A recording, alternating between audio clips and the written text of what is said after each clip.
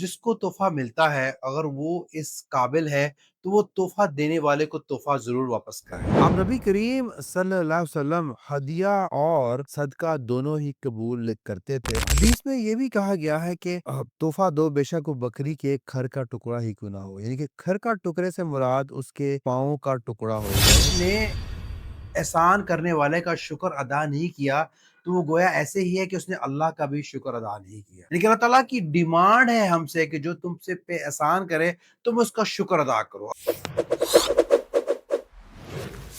तोहफ़े और हदिये देने से आपस में मोहब्बत बढ़ती है। आप नबी करीम सल्लल्लाहु अलैहि वसल्लम ने फरमाया कि आपस में तोहफ़े तोहफ़ दिया करो। किसीनों की कदौरत और रंजिश को दूर कर देता है और एक पड़ोसन दूसरी पड़ोसन के हदिये के लिए बकरी के खर के एक टुकड़े को भी हकीर और कमतर ना समझे। जिंदगी में लेन देन की एक शक्ल ये भी है कि अपनी कोई चीज हदिया और तोहफे के तौर पर किसी को पेश कर दी जाए। रसूलुल्लाह सल्लल्लाहु अलैहि वसल्लम ने अपने इरशादात में इसकी बड़ी तरगीब दी है। इसकी ये हिकमत भी बतलाई है कि इससे दिलों में मोहब्बत व उल्फत और ताल्लुकात में खुशगवारी पैदा होती है, जो इस दुनिया में बड़ी नेमत और बहुत सी आफतों से हिफाजत और आफियत व सुकून हासिल होने का वसीला है। हदिया वो अतिया है जो दूसरों का दिल खुश करने और इसके साथ अपना ताल्लुक खातर जाहिर करने के लिए दिया जाए और इसके जरिए अल्लाह की रजा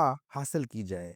ये अतिया और तोहफा अगर अपने किसी छोटे को दिया जाए तो इसके साथ अपनी शफकत का इजहार है। अगर किसी दोस्त को दिया जाए तो ये मोहब्बत ज्यादा करने का जरिया है। अगर किसी ऐसे शख्स को दिया जाए जिसकी हालत कमजोर है तो ये इसकी खिदमत के जरिए इसकी दिलजोई का जरिया है। और अगर अपने किसी बुजुर्ग और मुहतरम को पेश किया जाए तो उनका इकराम है। अगर किसी को जरूरतमंद समझकर अल्लाह के वास्ते और सवाब की नीयत से दिया जाए तो ये हदिया ना होगा, सदका होगा। हदिया जब ही होगा जब इसके जरिए अपनी मोहब्बत और ताल्लुक जाहिर करने का मकसद होगा और इसके जरिए अल्लाह की रजा मतलूब होगी। हदिया अगर अखलास के साथ दिया जाए तो इसका सवाब सदके से कम नहीं बल्कि बाज औकात ज्यादा हो जाता है। आप नबी करीम सल्लल्लाहु अलैहि वसल्लम हदिया और सदका दोनों ही कबूल करते थे, शुक्रिया अदा करते थे और दुआ भी देते थे। अगरचे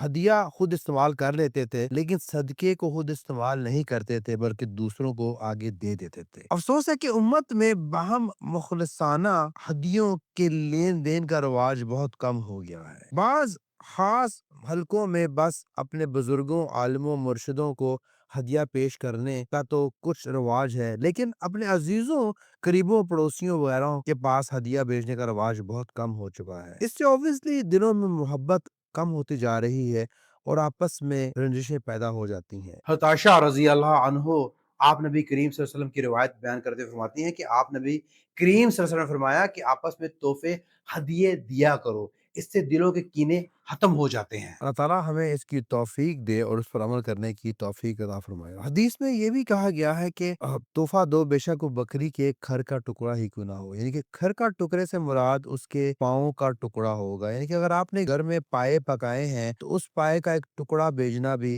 हदिये में आएगा। उसको हकीर ना समझा जाए बल्कि उसको प्यार से भेजा जाए तो वो हदिये की ही जद में आएगा और इससे डेफिनेटली मोहब्बत आपके पड़ोस में आपके साथ बढ़ेगी। वाज़ेह रहे कि ये हदायत इस हालत में है जब इत्मीनान हो कि पड़ोसी इसे खुशी के साथ कबूल करेगा और इसको अपनी तौहीन और तज़लील नहीं समझेगा।